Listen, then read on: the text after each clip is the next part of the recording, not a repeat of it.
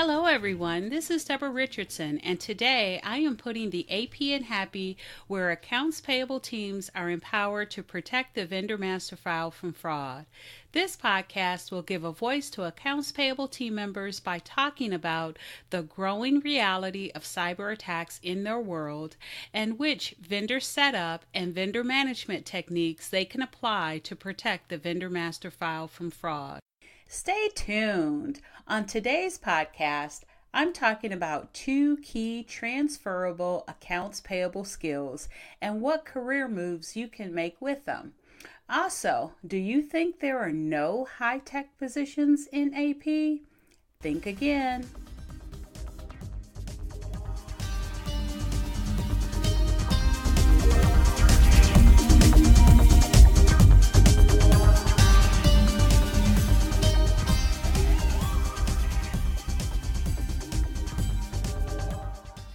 So welcome to episode 21, 2 key transferable accounts payable skills. There are career paths that can lead to or stem from an accounts payable position. Many of the different tools and training required for an accounts payable position are similar to other positions that you may be willing to branch into. A variety of accounting, management, customer service, or procurement positions have overlapping skills and requirements. This makes it an easier jump from one position to the other. Actually how my journey into accounts payable started. It came after 15 years in general accounting and financial reporting roles with 6 years of accounts receivable sprinkled in. And then I got a controller's position, and that position had oversight over accounts payable, although it was a regional office, so we had centralized accounts payable, and we just keyed in our invoices for our office. And so I then went and I kind of fell into an accounts payable manager role because it was needed. And as a matter of fact, I volunteered to build an accounts payable team. And I built that team, ran it for a couple of years, and then I moved to a Fortune 15 company where all of the accounts payable functions were split. And so when I started focusing on vendors, because I took the vendor role, I felt like I had found my place in this world. And so you can see that I kind of took a roundabout way to get to accounts payable. And when we examine the different educational disciplines that are involved with an accounts payable position, we can gain a greater understanding into why there are so many avenues to take. So a bachelor's or an associate's degree in business, accounting, payroll accounting, finance are a great leg up amongst the competition as it relates to filling this important role. Though a degree or a certification may be a requirement for most companies, there are exceptions to the rule. And one example of an exception is being hired in at an entry-level position and being trained from within to fill an accounts payable position as one becomes available. And this is particularly true for small companies. Lower level positions that only require a high school diploma and a certain level of hands-on experience. And because smaller companies have smaller volumes of accounts payable, it's a place to learn accounts payable with that lower volume. And you'll also, because there are a limited number of employees, you'll also do more functions within accounts payable versus a larger company where those functions are broken up, which means you'll learn more. Now, I did it the educational way. I earned a BA in English, and because I did not want to teach, I asked myself if I wanted fries with that, and so I didn't. So I went back and I got an MBA in financial management, and then again, as I talked about before, I went through accounting, I went through finance, and then I came into accounts payable. And when I came into accounts payable, I quickly learned that there were organizations out there that granted certifications. And so I got a couple of certifications, and I actually am going to put a link to my first ever Putting the AP in Happy podcast, because it was done during AP Career Week in 2018, and I listed and I talked about and then I listed the accounts payable organizations that offer certifications, and I'll put those links in the show notes. And so now let's talk about the 2 transferable AP skills. And these are 2 important skills that any of the careers that we're going to talk about require. Those would be being good with numbers and knowing how to work effectively with customers. So when it comes down to getting a job, these 2 skills might not be as much of a factor as, say, a degree or a certification. However, both of these skills will determine how efficient, how effective, and how successful you become at reaching the best outcomes for the situations that come and go during the workday. Working with numbers. So if you're good with numbers, if you enjoy working with numbers, that part of the position will be far simpler than for those people who are not good with numbers, who tend to struggle. It doesn't mean that a person that struggles with numbers cannot do the positions, but it'll be far more difficult and taxing.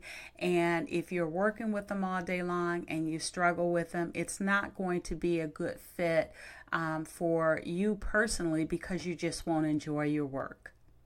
Now, the second skill, working with customers, I want to put this one in context of other positions that you can transfer these skills to.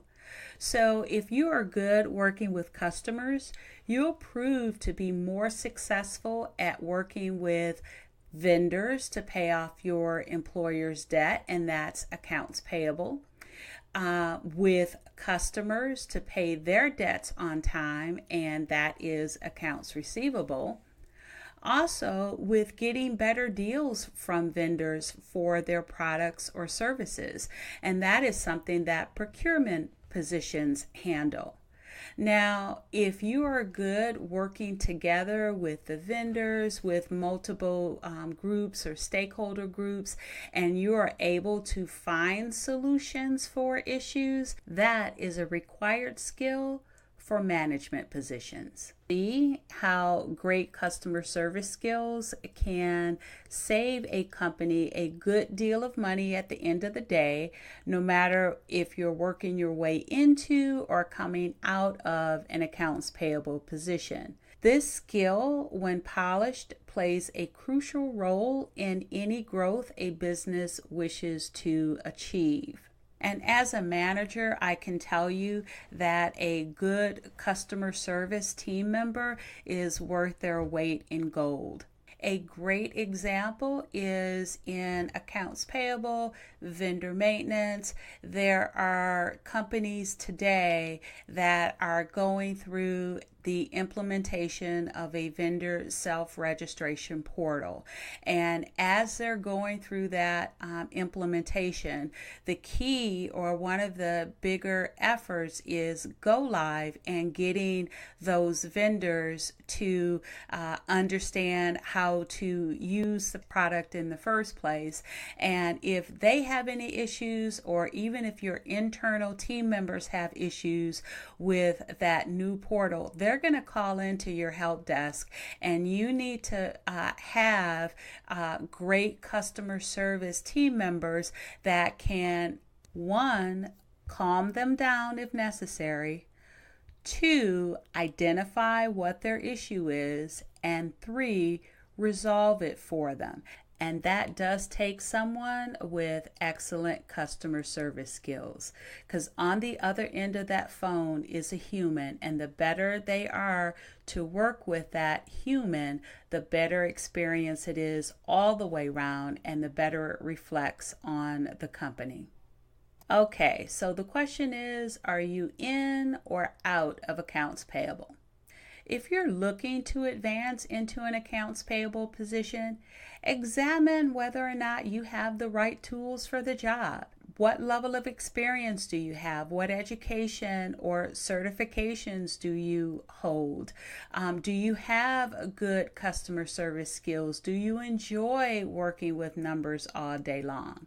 Now, a great resource you can use is the Robert Half's Salary Guide for 2019. That guide will provide more information on accounts payable skills, titles, and salaries. And I'll put a link to that Robert Half's Salary Guide in the show notes. So looking at Robert Half's Salary Guide for 2019, there are some in-demand technology skills that I think will surprise you for accounts payable. Now, you do have the expected cloud-based system experience, such as NetSuite or Workday. You've got the skill set of enterprise resource planning systems, so ERPs such as SAP or Microsoft Dynamic.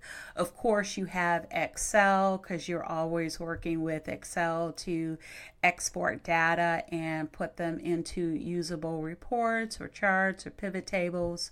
Also have on the list artificial intelligence and robotic process automation. So if you thought that high-tech skills were not required for accounts payable, think again. So let's switch over and look at what Robert Half says about sought-after soft skills. So adaptability and flexibility, commitment to continuous learning, leadership qualities, a strong work ethic, and of course, verbal and written communication abilities. Switching over to look at salaries in accounts payable, and actually these salaries for their three positions listed here can be AR or AP. And so looking at a clerk's level, the range is from $31,750 to $51,500.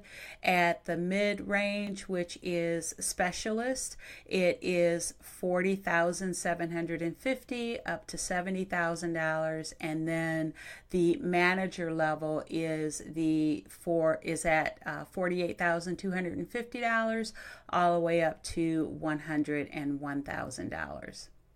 And so there you have it. You have the technology.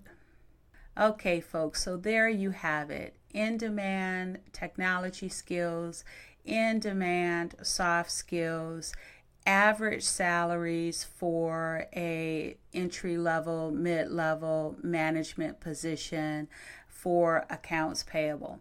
But if you are looking to step out of an accounts payable position and into any of the ones I mentioned, such as AR or procurement, take stock of what you've learned in accounts payable, identify what is transferable, and you may be surprised at how many skills and tools you already have at your disposal in qualifying for those positions. For me, accounts payable was it. I took it to manager, and then I took it a step after that, and now I help accounts payable teams protect the vendor master file from fraud.